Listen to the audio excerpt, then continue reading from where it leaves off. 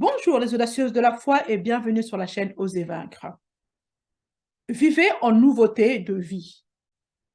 Romains 1, verset 1, c'est là que l'apôtre Paul écrit et dit « De la part de Paul, serviteur de Jésus-Christ, le Messie appelé à être apôtre ou un envoyé mis à part pour prêcher l'évangile, la bonne nouvelle de Dieu. » Comme je l'ai évoqué lors de ma précédente vidéo, les gens ont plusieurs définitions de ce qu'ils croient être l'évangile. L'évangile est contenu dans les pages de votre Bible. L'évangile est un message très précis qui doit être défini pour que nous puissions le voir et ne pas nous mélanger tout le temps. L'apôtre Paul nous dit qu'à chaque fois que nous entendons ou voyons les mystères et les secrets de la connaissance intime et profonde de Dieu, le cœur ou l'essence de l'évangile, cet évangile va remplir les recoins de votre cœur et de votre pensée de lumière, de vie et de vérité. Amen. Et Pierre va nous dire, non pas ce que l'évangile révèle, mais ce que l'évangile fera en vous lorsque vous commencerez à y croire. Lisons 2 Pierre 1 à partir du verset 1. Il dit ceci. De la part de Simon-Pierre, serviteur et apôtre de Jésus-Christ, à ceux qui ont reçu par la justice de notre Dieu et Sauveur Jésus-Christ une foi du même prix que la nôtre, que la grâce et la paix vous soient multipliées par la connaissance de Dieu et de Jésus notre Seigneur. Amen. Pierre est en train de décrire ici ce que nous pouvons expérimenter lorsque nous entendons et croyons la véritable essence de l'évangile ou la connaissance de Dieu. Maintenant, je vais lire la version amplifiée pour le verset suivant, à savoir le verset 2. Alors, il dit ceci. Que la grâce, donc cela signifie la faveur de Dieu, que la grâce et la paix, qui est parfaite, le bien-être, tout le bien nécessaire, toute la prospérité spirituelle et la libération de craintes, de passions agitées et des conflits moraux vous soient multipliés dans la pleine connaissance personnelle, précise et correcte de Dieu et de Jésus notre Seigneur. Pierre veut dire que plus nous augmentons dans la connaissance de la révélation du cœur ou de l'essence de l'évangile, la grâce et la paix de Dieu sont multipliées dans et à travers notre vie. La grâce de Dieu, ce n'est pas uniquement la faveur imméritée. Nous allons lire la définition de Thayer pour comprendre ce qu'est la grâce de Dieu. Donc Thayer nous dit ceci. La grâce de Dieu est la bonté miséricordieuse avec laquelle Dieu exerce sa sainte influence sur les âmes. Cela signifie que la grâce parle de l'influence de Dieu qui agit dans le cœur d'une personne avec une puissance d'action. Maintenant que nous avons compris la définition de la grâce, nous allons maintenant voir la définition de ce qu'est la paix de Dieu. Puisque l'apôtre Pierre nous dit que la grâce et la paix de Dieu sont multipliées. Alors comment?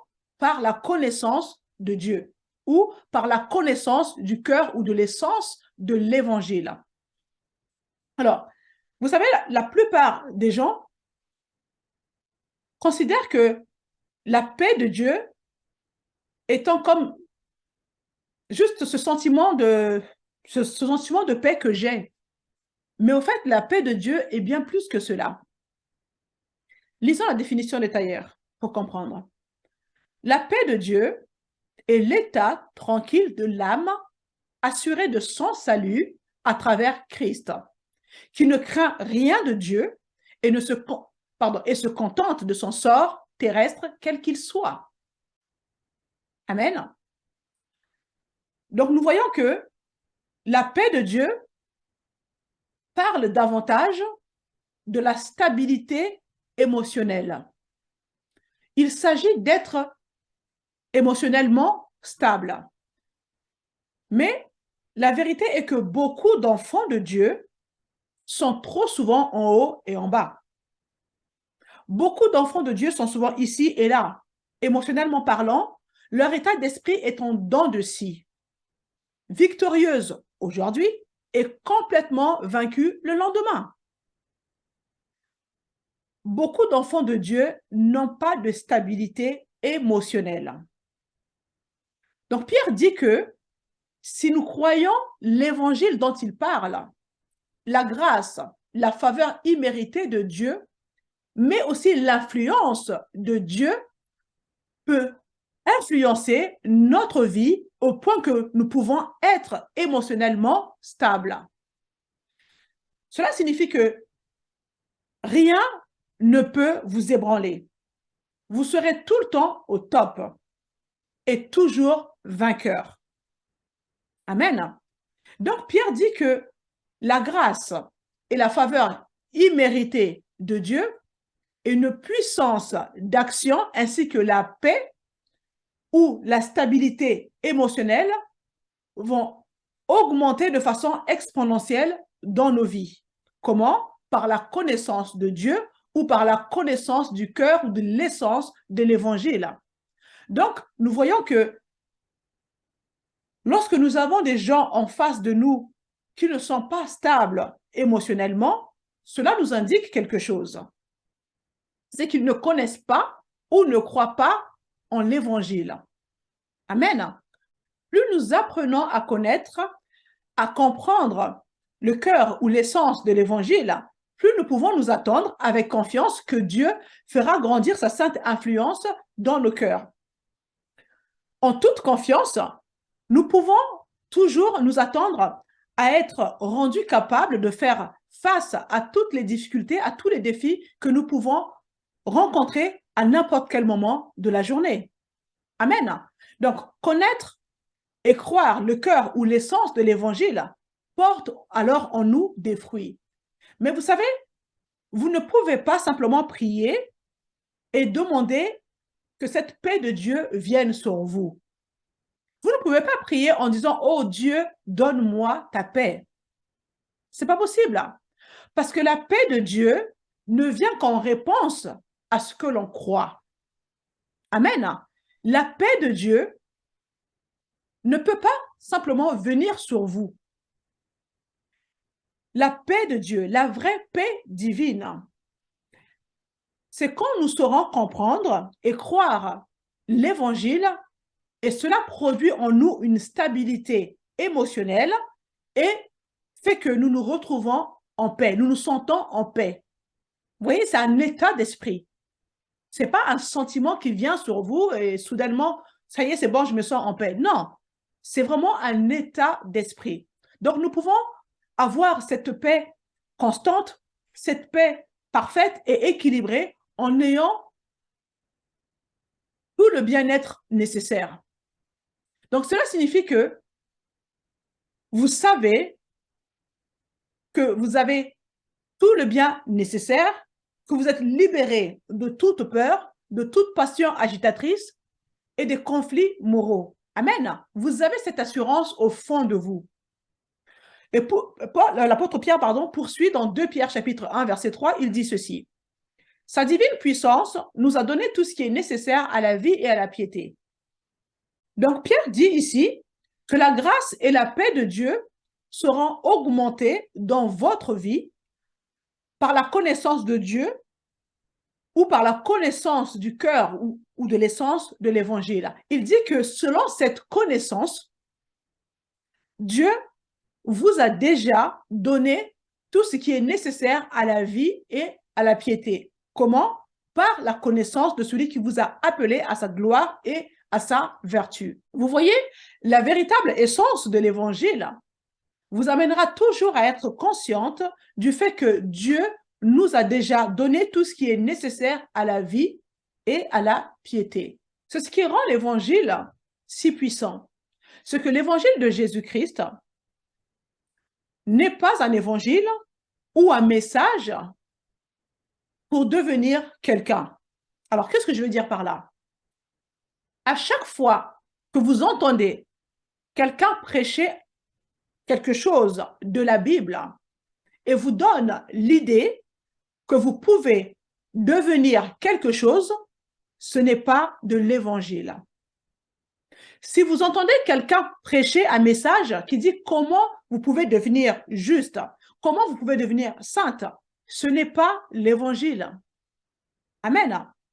Vous ne pouvez pas devenir juste ou sainte. Amen. Vous êtes aussi sainte et juste que vous ne le serez jamais qu'en ce moment même, si bien évidemment vous êtes déjà né de nouveau. Amen. Vous ne pouvez pas devenir juste, pour la simple raison que lors de la nouvelle naissance en Christ, vous naissez juste.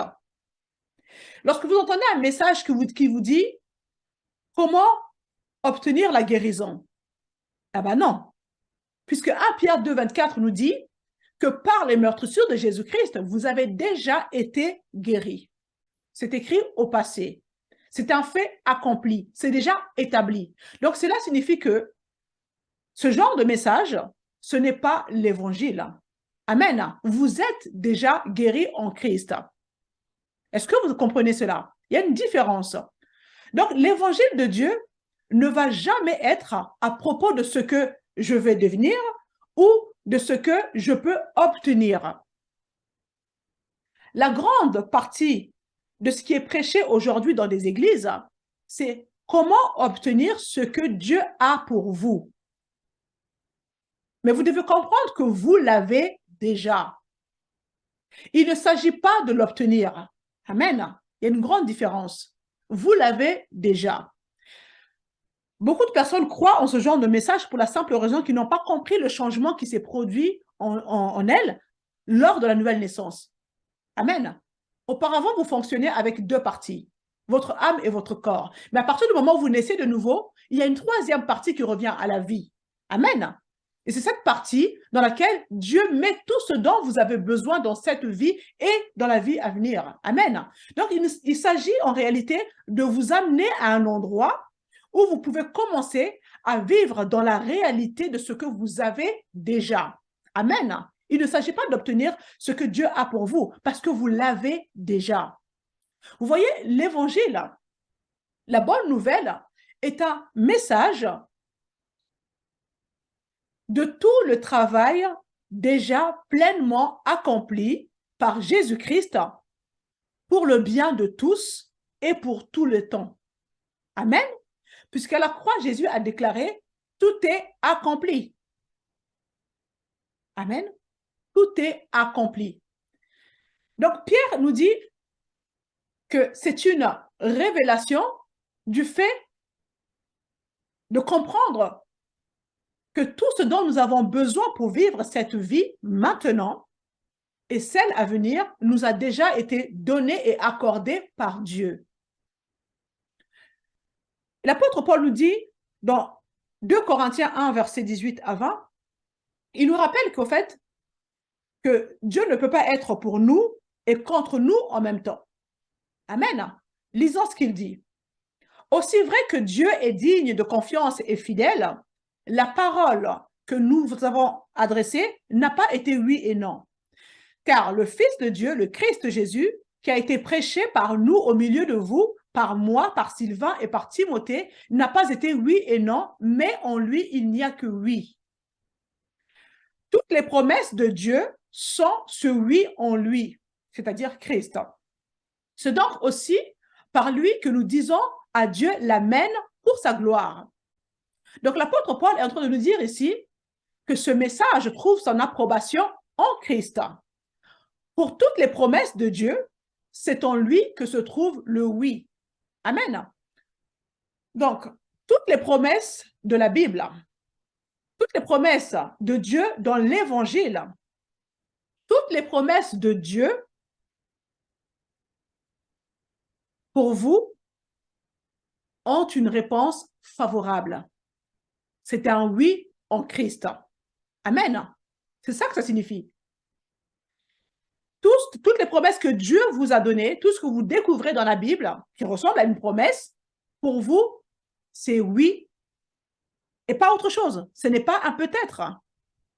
Amen. Si vous avez compris ce que l'apôtre Paul nous dit ici, vous devez saisir que toutes les promesses de Dieu en ce qui vous concerne, ce n'est pas un peut-être, mais c'est oui en Christ. Amen. Donc, si vous doutez de cela, c'est simplement parce que vous ne connaissez pas l'évangile et que vous n'en avez pas la révélation. Amen.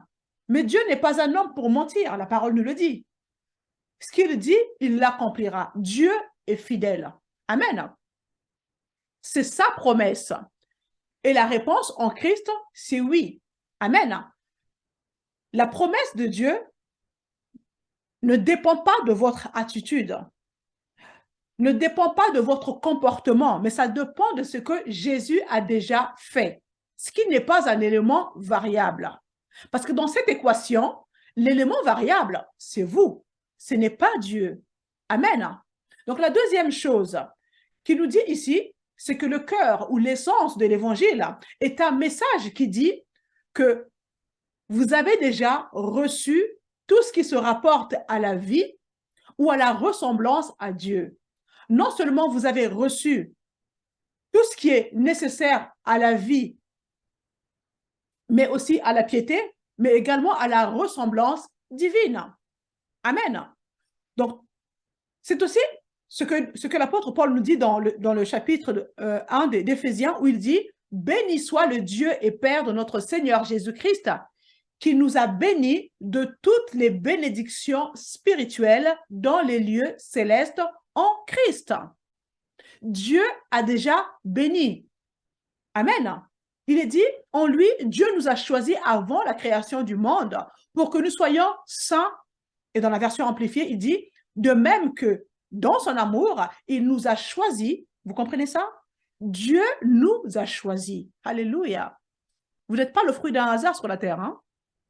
Dieu nous a choisis. Il vous a choisi. Certaines personnes disent, mais non, mais c'est moi qui ai choisi de servir Dieu. Non, vous avez tout faux. C'est Dieu qui vous a choisi. Amen. Bien évidemment, je ne parle pas de ceux qui se lèvent du jour au lendemain, qui créent des églises à toutes les sauces et deviennent pasteurs, ils s'autoproclament pasteurs. Je ne fais pas allusion à ce genre de personnes. Enfin bref, mais comprenez que Dieu dit, je vous ai choisi. Je vous ai choisi avant la fondation du monde. C'est merveilleux. Pensez-y. Dieu vous a choisi avant même d'avoir créé tout ce qui existe. Alléluia. L'amour de Dieu est immense. Notre petite tête ne peut pas comprendre tout cela. Dieu nous a choisis avant même de créer tout ce qui a jamais été créé, avant la fondation du monde. Comprenez-vous que cela signifie que rien dans l'histoire de l'humanité ne peut faire changer d'avis à Dieu en ce qui vous concerne. Il vous a choisi avant la création du monde. Pour quelle raison? Pour que nous soyons saints et sans défaut devant lui, dans son amour, et même bien au-dessus de tout reproche. Il vous a choisi. Ma sœur, regarde-toi dans le miroir et répète-toi ça. Dieu m'a choisi. Je ne suis pas le fruit d'un hasard sur la terre. Même si pour les parents, tu as juste été un accident, comme ils disent dans ce monde. Tu n'étais pas désiré, mais sache-le que pour Dieu, tu n'es pas le fruit d'un hasard. Regarde-toi dans la glace avec assurance, avec audace, avec joie et déclare, Dieu m'a choisi. Amen. Tu n'es pas le fruit d'un hasard. Dieu t'a désiré. Alléluia. Dieu m'a choisi. Il vous a choisi. Amen. Continuons la lecture. Colossiens 1, versets 21 à 22. Paul dit, « Et vous qui étiez autrefois étrangers et ennemis de Dieu par vos pensées, dans les pensées de qui étiez-vous un ennemi? » C'est dans vos pensées, pas dans les pensées de Dieu. Vous comprenez cela? Il vous a tellement désiré, il vous a choisi. Vous n'étiez pas un ennemi de Dieu dans ses pensées, mais c'est dans vos propres pensées que vous étiez un ennemi de Dieu. Comprenez que vous n'avez jamais été un ennemi de Dieu. Dans ses pensées, en tout cas, ce n'est pas le cas. Mais vous l'avez été dans vos propres pensées et vous étiez séparés de Dieu dans votre tête. Amen. Il dit, Maintenant, le Christ, le Messie, vous a réconcilié avec Dieu. Alléluia. Dieu vous a déjà fait connaître, enfin Jésus vous a déjà fait connaître. Il vous a déjà rendu sainte, digne, irréprochable, sans défaut, dans la présence de son Père. Alléluia. Puisqu'en Jésus-Christ, vous êtes devenu la justice de Dieu. Amen. Peu importe comment vous vous sentez devant Dieu, parce que j'ai des personnes qui me disent, mais moi, je me sens coupable, je suis la pire personne que Dieu ait créée sur la terre. Non, c'est un mensonge du diable venu de l'enfer. Non, non, non, non. Peu importe comment vous vous sentez devant Dieu, comprenez que vous avez déjà été amené à Dieu par le Seigneur Jésus-Christ comme étant digne, comme étant sainte, comme étant juste. Amen. C'est comme ça que Dieu vous voit. Dieu ne peut pas vous voir autrement. Amen. Votre vie est cachée avec Christ en Dieu. Alléluia. Lorsque Dieu vous regarde, il vous voit à travers Christ. Le filtre de Dieu, c'est Jésus-Christ. Et Jésus-Christ, c'est la perfection. Alléluia. Vous êtes sainte. Vous êtes sans reproche. Vous êtes irrépréhensible. Cela signifie qu'il n'y a rien que Dieu ne puisse vous reprocher. Alléluia. Peu importe ce que votre tête vous dit, peu importe ce que les gens vous disent, peu importe les mensonges du diable qui vous accablent, Dieu n'a rien à vous reprocher. Amen. La conscience de la culpabilité, la conscience du péché, la conscience de la condamnation, c'est le mode opératoire du diable. Cela ne vient pas de Dieu. Regardez ce qu'il nous dit dans Hébreux 4,16. Approchons-nous donc avec assurance du trône de la grâce, afin d'obtenir miséricorde et trouver grâce en vue d'un secours opportun. Alléluia, vous comprenez ça? Tu dois t'approcher du trône de Dieu avec assurance. Il te faut bannir la culpabilité, la condamnation, la conscience du péché. C'est terminé ça. Tu es un enfant de Dieu irréprochable. Amen. Continuons la lecture. Pierre dit, celle-ci nous assure les plus grandes et les plus précieuses promesses. Ainsi, grâce à elle, vous pouvez fuir la corruption qui existe dans le monde par la convoitise et devenir participant de la nature divine. Wow! Alléluia! Pierre est en train de nous dire ici que la piété et la fuite de la corruption de ce monde vient en croyant aux promesses de Dieu qui sont révélées dans l'Évangile. Amen.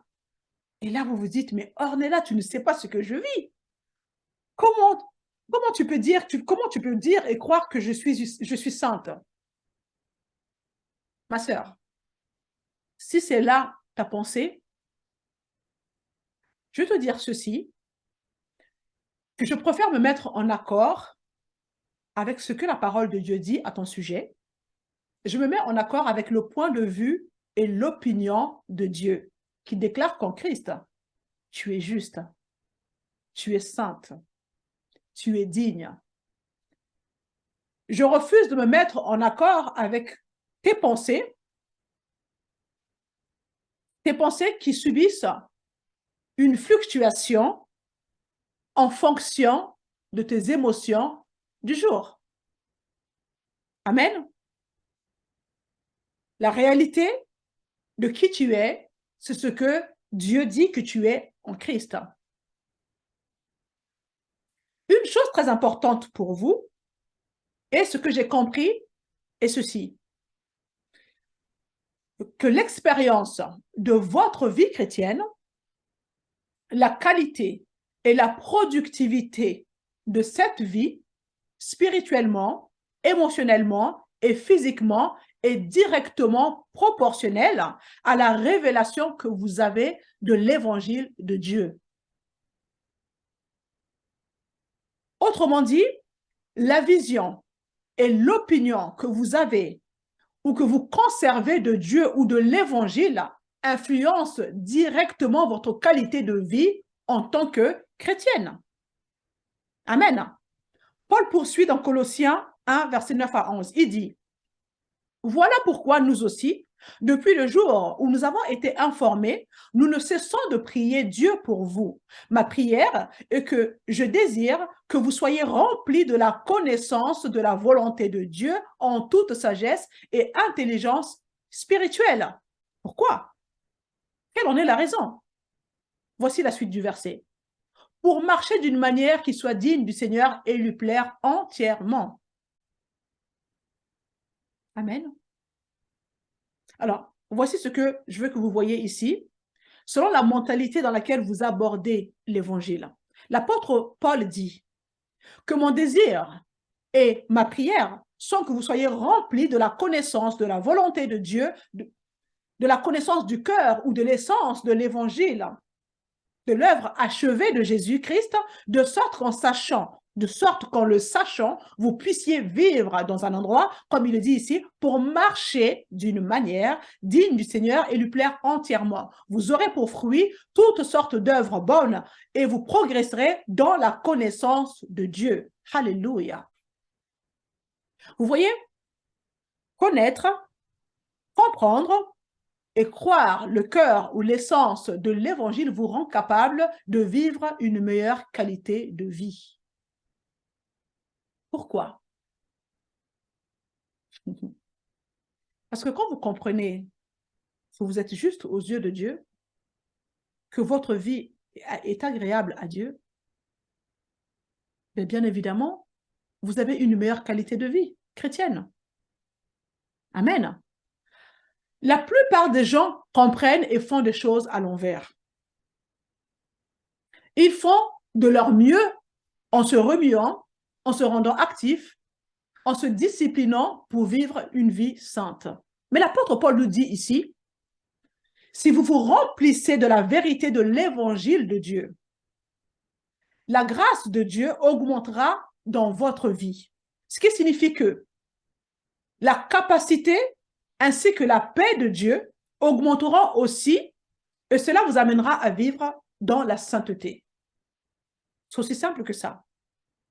Au lieu de se forcer à faire telle chose, à appliquer des règles pour essayer d'apparaître digne devant Dieu, pour essayer d'avoir une vie sainte devant Dieu, ce n'est pas ce que Dieu vous demande. Dieu ne vous demande pas ça. Je vous invite à vraiment réécouter cette vidéo et celle que j'avais faite la semaine dernière, la semaine précédente. Ça va vraiment, ça se complète, c'est vraiment une continuité et ça va vraiment vous aider. Amen. Continuons. Donc, nous comprenons ici que une meilleure qualité de vie provient de la connaissance du fait que vous êtes aimé, du fait que vous êtes digne, du fait que vous êtes agréable au Seigneur. Cela produit en vous une confiance. Cela produit en vous de l'audace. Amen. Donc l'apôtre Paul nous dit que le combat spirituel est nécessaire afin d'acquérir et de conserver la connaissance de Dieu ou de l'essence du cœur de l'évangile. 2 Corinthiens 10, versets 3 à 6. Donc ici, l'apôtre Paul nous informe qu'il faudra un combat spirituel pour pouvoir maintenir cette connaissance spirituelle, pour pouvoir maintenir l'essence, la connaissance de l'essence ou du cœur de l'évangile, pour pouvoir maintenir notre attention sur lui. Il faudra un combat spirituel pour cela. Lisons le verset 3. En effet, les armes avec lesquelles nous combattons ne sont pas humaines, mais elles sont puissantes grâce à Dieu pour renverser des forteresses. Vous savez, malheureusement, ces versets bibliques ont été utilisés de plusieurs façons. Et les gens ont généralement utilisé ces passages pour enseigner que le combat spirituel est la façon dont nous, en tant que croyants, nous devons combattre contre le diable. Et que nous devons, en quelque sorte, démolir les forteresses et tracer la carte de la ville et trouver, en quelque sorte, les pouvoirs qui règnent sur la ville. Et nous devons entrer dans un combat spirituel et briser ces barrières. Comme si Jésus était incapable de le faire pour nous. Je ne sais pas pour vous, mais en tout cas, dans ma Bible, je lis ceci. Jésus a dépouillé les dominations et les autorités et les a livrées publiquement en spectacle en triomphant d'elles par la croix. En d'autres termes, Jésus a détruit le pouvoir du diable. C'est ça que ça signifie. L'ennemi, le vieux diable, il est à moins que rien. Il a été neutralisé, anéanti par Jésus. Et les gens ont utilisé ce passage de la Bible. Les armes de notre combat ne sont pas charnelles, mais elles sont puissantes par Dieu pour démolir des forteresses. Et donc, selon eux, nous devons combattre ces forteresses dans les airs.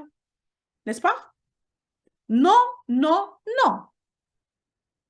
Nous allons lire le prochain, le verset qui suit, pour la simple raison que toutes ces personnes qui donnent cette mauvaise traduction de ce que nous venons de lire, généralement ne s'attardent pas au verset suivant.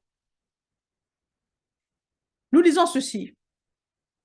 Nous renversons les raisonnements et tout obstacle qui se lève avec orgueil contre la connaissance de Dieu. Donc, ce que je vois ici, oui, ça va demander un combat, un vrai combat spirituel. Mais le vrai combat spirituel n'est pas de combattre le diable et ses démons. Amen. Vous savez, tout le temps, quand les chrétiens ont un problème quelconque,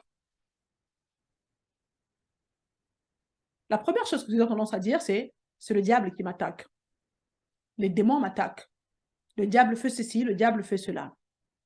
Mais le problème avec ça, c'est que devinez qui ne va pas changer. C'est vous. Parce que vous dites toujours que le diable est la cause de tous vos problèmes. Amen. La plupart des chrétiens qui accusent toujours le diable pour tout, ils ne changent jamais. Leur situation ne s'améliore jamais. Vous savez pourquoi? Parce qu'ils ne ressentent pas ce besoin de changer. Il n'y a pas de remise en question. Pourquoi est-ce que je vais changer? Pourquoi est-ce que je vais changer ma façon de penser? Puisque c'est le diable qui est responsable de tout ce qui m'arrive. C'est lui qui est à l'origine de tout ce que je vis, de tous mes malheurs. Alors, je n'ai pas besoin de changer. Vous voyez? En tant que chrétienne, nous aimons blâmer tous les autres. En commençant par Adam. C'est à cause de la femme que tu as mise à mes côtés que j'ai péché. C'est ce qu'il a dit à Dieu. C'est à cause de la femme que tu as mise à mes côtés. C'est à cause du diable et de ses démons, des sorciers de ma famille, que je suis dans cet état, que je suis dans cette situation. Le diable a fait ceci, le diable a fait cela. Les gens deviennent si conscients du diable, c'est juste hallucinant. Ils parlent plus du diable et ils sont tellement conscients du diable, ils sont plus conscients du diable qu'ils ne le sont de Dieu, en fait. Mais je dois vous rappeler quelque chose. Lors de votre nouvelle naissance, Dieu vous a retiré des ténèbres pour vous transférer dans le royaume de son Fils bien-aimé, en qui vous avez la rédemption et la rémission des péchés. Vous avez changé de royaume. Amen. 1 Colossiens 13. Pardon, Colossiens 1,13. Amen. Vous avez changé de royaume. Cessez de vous focaliser sur le diable. Comprenez qui vous êtes en Christ. Comprenez quelle est votre autorité. Comprenez ce que Jésus a déjà fait. Comprenez le message, le cœur ou l'essence de l'évangile de Dieu. Amen. Et avec ça, soumettez-vous à Dieu, résistez au diable, il fuira loin de vous. Paul dit que c'est un combat spirituel qui renverse vos pensées malades et instables. Amen. Renversez les vaines d'imagination et tout obstacle qui se lève avec orgueil contre la connaissance de Dieu. Vous voyez? Si vous comprenez ce qu'est l'évangile et l'œuvre achevée de Jésus, alors vous devez renverser tout ce qui s'oppose à cette connaissance. C'est de ce combat dont il s'agit. Amen. Mais le problème est que la plupart des gens n'ont aucune idée de ce qu'est l'évangile. Donc, ils ne peuvent pas combattre ce combat. Ils ne peuvent pas le combattre. Il s'agit de renverser les raisonnements et tout obstacle qui se lève avec orgueil contre la connaissance de Dieu et de faire toute pensée captive pour qu'elle obéisse à Christ. C'est ce qui est écrit dans la parole. L'apôtre Paul dit qu'on doit amener toute pensée captive pour qu'elle obéisse à Christ. À quoi Jésus a-t-il été obéissant? Jésus a été obéissant jusqu'à la croix. Il a été obéissant jusqu'à l'accomplissement de l'œuvre de la croix. Cela signifie qu'à chaque fois que vous avez une pensée, un raisonnement, vous devez l'apporter et utiliser l'œuvre accomplie de Jésus-Christ à la croix comme test ultime. Qu'est-ce que ça signifie? Cette pensée que j'ai dans ma tête, est-elle en accord avec l'œuvre accomplie de Jésus à la croix ou pas? Si oui, alors je peux continuer à y penser. Par contre, si la pensée que j'ai n'est pas en phase, n'est pas en accord avec ce que Jésus a déjà fait à la croix, avec le cœur ou l'essence de l'évangile qui représente le cœur du Père, alors je dois rejeter cette pensée. Voilà le combat dont il s'agit. Il ne s'agit pas de transformer toute l'Église en un terrain de ring. On est là en train de se boxer les uns les autres, en combattre le démon, les sorciers, comme j'ai pu voir sur les différents réseaux sociaux. Ce n'est pas ce combat dont il s'agit. Jésus a tout accompli. La bataille a été gagnée.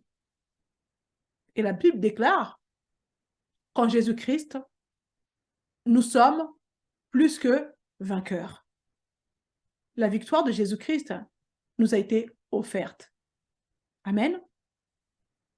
Donc, le problème est que la plupart des gens n'ont aucune idée de ce qu'est l'évangile.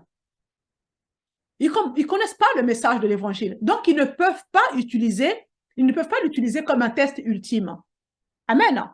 Retournons dans Éphésiens 1, verset 17, où l'apôtre Paul dit « Je prie que le Dieu de notre Seigneur Jésus-Christ, le Père de gloire, vous donne un esprit de sagesse et de révélation et qu'il vous fasse connaître les mystères et les secrets profonds de sa connaissance. »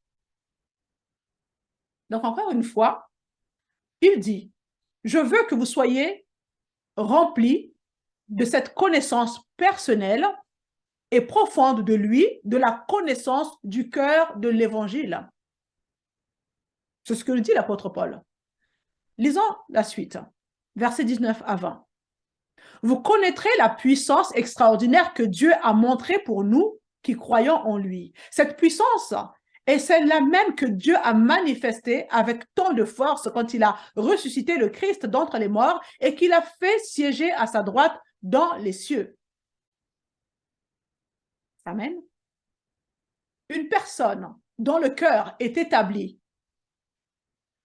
dans le cœur ou l'essence de l'évangile, sera constamment consciente de la puissance de Dieu qui réside en elle. C'est ce que j'ai expliqué plus longuement lors de ma vidéo précédente. La puissance dont nous disposons en nous est la même puissance qui a ressuscité Jésus-Christ d'entre les morts et qu'il a fait asseoir dans les lieux célestes auprès de Dieu. Regardons maintenant Romains 6.1. Je vais mettre en évidence deux choses ici. Il dit, que dirons-nous donc? Allons-nous persister dans le péché afin que la grâce se multiplie? Certainement pas. Nous qui sommes morts dans le péché, comment pourrions-nous encore vivre dans le péché? ignorez-vous que nous tous qui avons été baptisés en Jésus-Christ, c'est en sa mort que nous avons été baptisés? Par le baptême en sa mort, nous avons donc été ensevelis avec lui afin que comme Christ est ressuscité par la gloire du Père, de même nous aussi, nous menions une vie nouvelle. Amen. Christ est ressuscité par la gloire du Père. Si vous vous souvenez de ce que j'ai abordé dans la vidéo précédente, j'ai beaucoup parlé de la doxa. La doxa, c'est la définition de la gloire du Père en grec. Amen. Alors, Jésus est ressuscité des morts. Non pas parce que Dieu a envoyé une force extérieure qui est allée l'extirper des profondeurs du séjour des morts. Non. Jésus a été ressuscité par la connaissance intérieure, epiginosko en grec, de la bonté, de l'amour, de la miséricorde, de la gloire de Dieu, à savoir la doxa, qui signifie l'opinion, l'estime, l'honneur et la valeur de Dieu à son égard. C'est la connaissance de tout cela qui a fait ressusciter Christ d'entre les morts. Dieu n'a pas envoyé une puissance pour aller chercher son fils. Non. Jésus s'est souvenu. La Bible nous dit qu'il est descendu dans les parties inférieures de la terre. La mort l'a pris en captivité. Mais dans ce lieu de mort, Jésus s'est souvenu. Jésus s'est souvenu qu'il est la rose de Sharon, qu'il est l'étoile brillante du matin, qu'il est la justice de Dieu. Il s'est souvenu, il a commencé à se souvenir du point de vue, de l'opinion, de la valeur de son Père vis-à-vis de lui. Et c'est la connaissance de tout cela qui a fait sortir Jésus de ce lieu de mort. Et comme je l'ai précisé dans la précédente vidéo, l'opinion, la vie, l'honneur, l'estime que Dieu a pour Jésus est exactement la même pour nous. Par le baptême en sa mort, nous avons donc été ensevelis avec lui afin que comme Christ est ressuscité par la gloire du Père, la doxa, de même nous aussi nous menions une vie nouvelle. Paul est très clair à ce sujet. Il dit que nous devrions maintenant marcher dans la nouveauté de vie. Nous devrions marcher et vivre notre vie quotidienne renforcée par la même puissance de la gloire de Dieu, la doxa. Amen.